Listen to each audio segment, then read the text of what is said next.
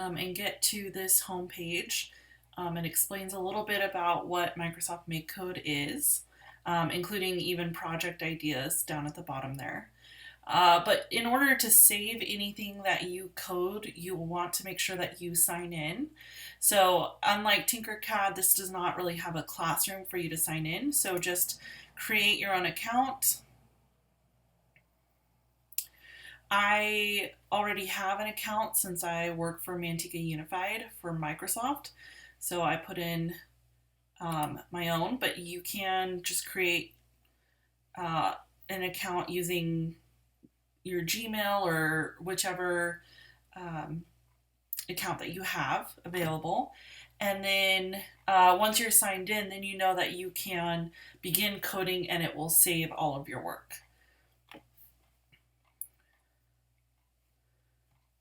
So you can start exploring.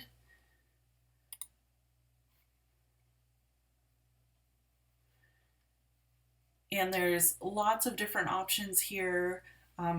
Coding for the microbit, Playground Express, Minecraft. But what we will be using today is one of their newest additions, which is the Arcade. So you'll want to click on the Arcade, and you can see here that I have saved previous projects.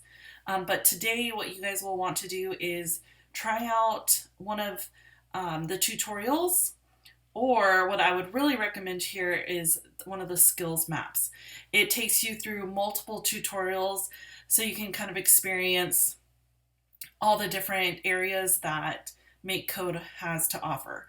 So I've done both the beginner skill map, the zookeeper, and the game maker guide.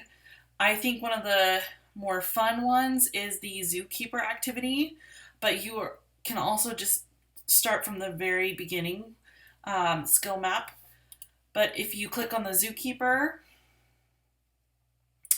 it's kind of like these puzzle pieces. So once you finish one tutorial, it will take you to the next one. And you can really see everything that Makecode has to offer in this arcade. And eventually what you can do is actually play this on your Pi badge if you were to download it onto your Pi badge.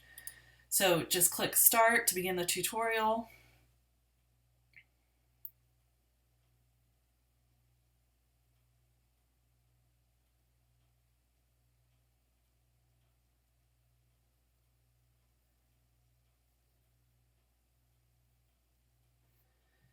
And you can see here it tells you a little bit about your first day at the zoo.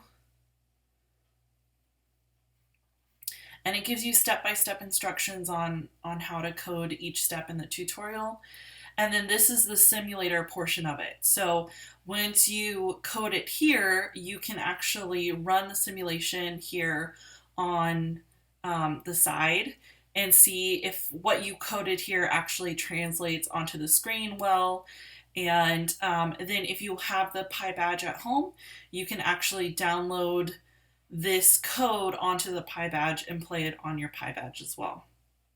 It's very simple. You just click download, and this is what we all have, the Adafruit Pi badge. You click on that, and it's actually trying to pull up the simulator so you can see what it looks like on the Pi badge. And then anytime you're done with the code, you can download it onto the real thing. And that's it.